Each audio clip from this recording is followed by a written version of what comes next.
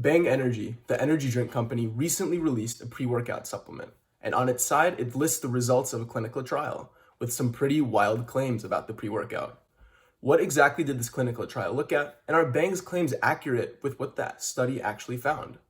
This is what I talk about and more, so let's jump right into the video. What's up everyone, my name is Henrik and welcome back to the channel. Today I'm breaking down a trial specifically studying the effects of Bang Energy pre-workout in combination with resistance training or weightlifting over 1 month. This study was published in 2019 by Dr. Neil Schwarz and others from the University of South Alabama in the United States. There's been many clinical trials on pre-workouts, but today's is the first time I've seen results being used to advertise the pre-workout itself. Many pre-workout companies out there advertise the potential positive benefits of taking their supplement, such as this from Steel, this from Bucked Up, or this from C4. These are pretty normal, but stating the results specifically, that's interesting to me. In this video, I break down the main study that Bang cites, and I discuss how Bang advertises it. Is it moral? Is it not? Is it even accurate? Let's jump right into it and see. Alright, so today we're looking at Bang Energy's pre-workout, also known as Bang Master Blaster or BMB. Today's BMB trial is a placebo-controlled, double-blinded study looking at 16 recreationally active guys in their mid-20s with anywhere from 1 to 8 years of resistance training experience. They didn't consume any other dietary supplements besides caffeine or protein powder within a month leading up to the trial. Interestingly, the company that owns Bang, VPX Pharmaceuticals, was the one that funded this study, and that can always be a massive conflict of interest. Over 1 month, all participants consumed daily either 1 serving of BMB or placebo and had 4 resistance training days in a week. The BMB specifically had these ingredients, and the placebo was designed to taste the exact same way. As this was a double-blinded study, participants didn't know if they were taking the BMB or placebo, and neither did the researchers, to protect the integrity of the trial. Both groups ended up consuming the same amount of macronutrients and calories throughout the study, so that was uniform, and that's an important thing to note. On training days, the subjects took their supplement 30 minutes before working out, and on non-training days, they just simply took it in the morning. The training split, like what exercise they did, is listed here, and as you can see, it's very basic for an upper and lower body muscle split. One thing to note here is that over the 4 weeks, the rep ranges decrease, with the weights likely increasing. This is typically indicative of a strength-ish type of program called peaking. In this regard, subjects could have gained short-term strength without significant changes in muscle size at all. All variables in this study were measured before and after the month of resistance training to measure a total change. These variables included heart rate and blood pressure, macronutrients, total body weight and mass, lots of blood biomarker analysis, a muscle biopsy for RNA and hormone analysis too. They also measured 1 repetition or 1 rep maxes for the bench press and squat. This is probably the most important measure, and this is what they really talk about on the side of that label. The squat was done with a Smith machine to a box's height, and the bench press's only requirement is that you had to touch your chest. These were specifically measured after a pretty standardized warm-up method. When looking at differences between the start and end of supplementation with resistance training, there were no significant changes in heart rate or blood pressure measures. So it's great to know that consuming 350 milligrams of caffeine daily for a month doesn't elevate those measures. There were also no significant changes in fat mass or total body mass, but the BMB group did see a significant increase in lean body mass relative to baseline, specifically an increase in 3.15 kilograms, which is a lot, but that can be misleading. BMB has creatine in it, which is known to increase weight via water retention by at least 2 to 4 pounds and can be a lot more depending on how much muscle mass you have. So although lean body mass increased, we can't say that muscle mass increased at all. With respect to many of the blood biomarkers that the researchers measured, the only significant result out of all of them was an increase in creatinine in the BMB group relative to placebo and baseline. This obviously makes sense because there's creatine, and creatine gets converted into creatinine. The BMB group was taking creatine, so that makes sense. Looking at 1 rep maxes, for bench specifically, as this figure shows, the max increased significantly relative to baseline within each group, but not between groups. This means that the pre-workout didn't cause a significant change in the weight moved, it was simply the resistance training. Looking at squat, as this figure shows, the max increased significantly relative to baseline within each group and significantly between BMB and placebo groups. This means that the pre-workout plus weight training supposedly caused a significant increase in the squat. Before I start out, I want to say that I think this clinical trial was done very well. They did their best to analyze a large amount of biomarkers, blood biomarkers, and standardized exercise across everyone. Placebo-controlled and double-blinded was also excellent.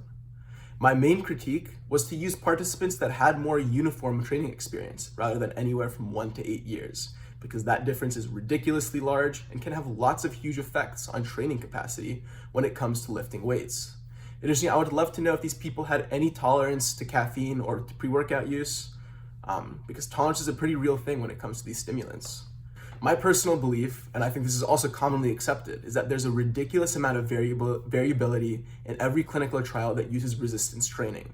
Not to mention nearly all of these types of trials have typically up to 20 people in their sample sizes, and you really want more than 100. Individual training capacity is massively variable. Very competitive powerlifters work very hard over 6 to 8 months to gain 15 pounds on their lift, while beginners could take that time to put on 40, 50, 60, 70 pounds on a single lift. The study never talked about proper form besides squatting to a bench or squatting to a box squat and benching only touching your chest. Butt off the bench is a very common failure of form, not to mention completely slamming the weight on your chest. And this could change everything when it comes to comparing the same type of exercise between people. Regardless, I think the study was well done in itself, all things considered. All right, so let's look at the significant results found from the trial and compare it with what Bang says on that label. They say there was an increase in lean body mass, an increase in bench, and an increase in squat, and they list specific numbers associated with that. First, I think it's an excellent marketing strategy to include this, especially since the average person doesn't know about the specifics or what are going on here, and they don't have the actual paper to pull it up and compare and see, okay, is this actually what's going on? At the same time, I think these results are super misleading. Yes, BMB increases lean body mass by 6.9 pounds, and that's technically true, and they even have a graph here showing that. But I guarantee you that I could do the same thing in a week if I were to increase my creatine intake, increase my sodium intake, and even drink some water before I even go into the testing protocol and get measured. In the paper, the study didn't detail what the food consumption protocol was prior to weighing in. Lean body mass is not the same thing as muscle mass, and since a DEXA scan, or the thing they use to measure that lean body mass, it also measures water mass. And this could have been easily skewed, and the researchers didn't attempt to calculate muscle mass on their own.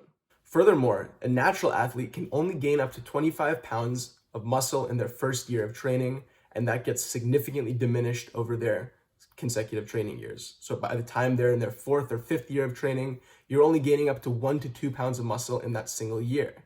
It is crazy to think that in this trial, with people who had 1 to 8 years of training experience, they gained anywhere close to 6.9 pounds of muscle mass. They probably gained less than 1 at the absolute most. And so that's why this number can be very misleading as well. Onto the next line item here of that Bang label, they say a 22.5 pound increase in the bench press. First of all, I'm confident that I could go to the gym tomorrow and bench 22.5 pounds more than my max with the most horrendous form you've ever seen, but still hitting the protocol's requirements. Second, this difference was not even significantly different relative to placebo. This means the placebo group that was not taking pre-workout could see a very similar gain in the exact same bench press, and that this mislabel doesn't tell you that. Looking at the third line item, we see a 52.5 pound squat increase. Technically, this is correct, and this is what the results saw. But the placebo group also saw an increase of 33 pounds on the squat. I just think it's really wrong to use the specific number of 52.5, especially because there's so much variability that could have caused that. Additionally, why is squat increasing significantly relative to placebo when bench isn't? They're supplemented the exact same way, and from my understanding, none of the ingredients in the pre-workout target one muscle group over the other. Honestly, gaining 22.5 pounds on bench and 53 pounds on squat is crazy with normal form. Unless you're a complete beginner, this really never happens, so it's just something to note. I think the last interesting part of this study and that label is that in the discussion, the researchers begin to hypothesize on what caused these changes. They talk about how caffeine, beta-alanine, L-citrulline, citrulline malate, betaine, BCAAs, and creatine could have caused all these changes based on previous clinical research. The thing is, effectively every pre-workout out there has at least a couple or literally all of these ingredients already in their pre-workout. This study doesn't make Bang's pre-workout unique, and accurately so. I will note that Bang has their patented super creatine stuff in this pre-workout, but the researchers never discussed it, and I would be completely surprised if that tiny difference in that one leucine group in supercreatine was the sole cause of all of these lifts. But once again, a wonderful study in my opinion. It's just that Bang Energy uses an extremely misleading method to report them. Looking at a brief summary and some takeaways, a placebo-controlled double-blinded study looking at Bang Energy Master Blast pre-workout use, or BMB, in combination with resistance training for a month, found significant increase in squat 1 rep max and lean body mass relative to placebo, and increases in bench 1 rep max relative to control or baseline. It is a well-done study for what it is, but Bang Energy places these results on all of their pre-workout containers, which based on my analysis today is totally misleading. In the least, such a small sample size might have been strong enough to find significant differences, but it's not even close to providing results that are generalizable to the general population of young adults that train. From an advertising perspective, I can empathize with why Bang would want to phrase the results of this study in this way. But in the end, it's taking advantage of people who would simply read a label and just think it's advantageous based on that label, and that's it. In my opinion, this is a great example of why being able to read and understand clinical research is so important, and in the least some of my motivations to work on this YouTube channel. For all I know, Bang Energy could taste great and make you feel energized in the gym. More power to you for that. But what I'm saying is don't expect the results that Bang claims to make on the side of these things. Regardless, that's all I had for today. I hope you learned something, and don't forget to check my description for all the sources and check out my channel for other applicable videos on clinical trials. But I hope you learned something, and click that like and subscribe button for more content. Thanks and have a good one.